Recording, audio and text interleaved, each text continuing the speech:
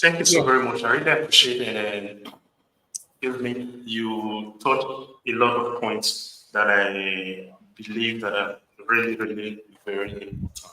But when we talk about coach today, and it seems something that is of the elite of the society. So, is this something that is at the reach of every Dick and Harry in the society? I mean, every common citizen, because coaching mentors oftentimes are what you find in the cycle or the creme de la creme of a given society.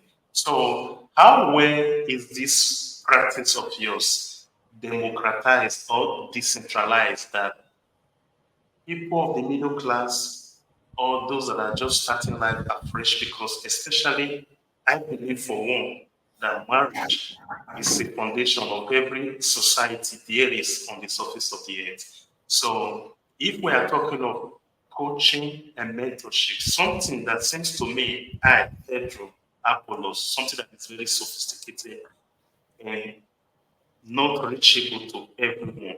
So, you, madam, being a relationship and wealth creation coach, is this something that is accessible to somebody like me that is not Okay. so rich? Okay. So coaching is accessible to anyone who wants it. It's the same way we want other things in life. So that's the same way we assess coaching. It depends on the in the order of importance that we place it will determine Okay. whether it's accessible or not. So sometimes we say things are not accessible because in our order of priority or in our bucket list is just on the lower part, and so we don't make plans for it, we don't make budget for it, we think we can navigate without, we think we can manage. In fact, before now, a lot of people never considered that it is important to get a guide, because if we are calling it coaching, it sounds like it is something really like you explained, as if it's unreachable.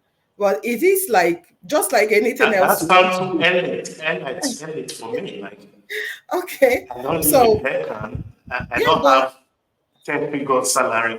How can I afford a coach? okay. So it depends on what on how important it is to you. If you Okay. regard you make plans to feed yourself, to clothe yourself, you make plans to see the doctor when you are sick, you make plans to travel when you want to, you make plans, everything in life, most things requires money, and coaching also requires money. In some instances it's not just money, like financial maybe reward or currency that you use to get coaching. Coaching has been from beginning. It has always been there. Even in the time of our forefathers, coaching has been there. It's just not termed like it is today. But they have always sought for counsel. They have always sought for advice. They even do more than we do today. For instance, in the days of our fathers, when somebody wants to go and get married, there are consultations that has to be made. People have to go and make inquiries. They will send emissaries. They will take their time, and until they are satisfied, there is no starting of the ceremonies. And what are they doing? They are learning the families, learning the place they are going, their culture. They are getting education. They are trying to learn what it takes to marry from that place or to marry to that place.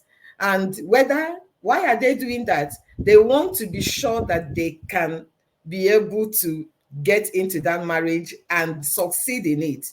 It's all about success. Every time that we look for a coach, we look for a teacher, we look for a tutor, what we are trying to do is to get success.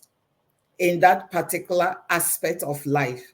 And coaching is not different, because if you coach, get a coach to start a business, get a coach to do athletics, you get a coach to pass your exams, you get a coach for everything. So why not the most important thing, relationship, where if you don't get it right, all the other things you got right will be looking at you in the face as though you have done nothing, because it has a way of affecting all aspects of your life. So, should we then not pay attention to that side and also commit to making sure that we are sure and that we are doing the right thing, whether before marriage or after marriage, because it doesn't end.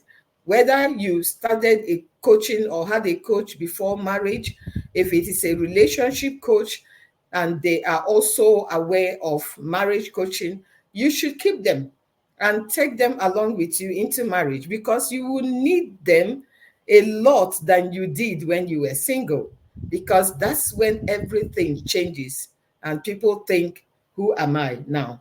So it is important that we know that you can always access coaching. And in some cases, it is not that you just have to pay physical cash. There are other things. It's just that if you don't commit something, you don't gain much. And that So applies true. to every aspect of life. It is not only in relationship coaching. Every other thing you do, when you don't commit to it, time and money, you don't get much from it. If it is a 1-year program, you will find that others have finished, gone, started doing other things, and you are still behind. Why?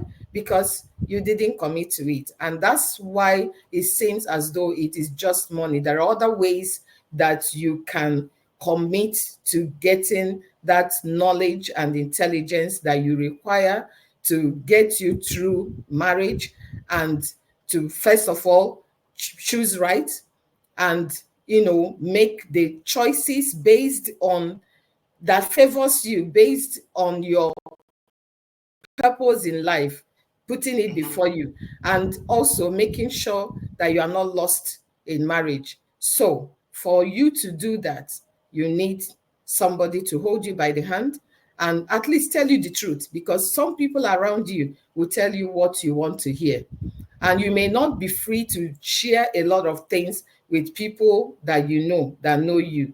And that's why you need an independent person who had no strings attached, and who will listen to you and then guide you and tell you the truth and leave you with your decision to make.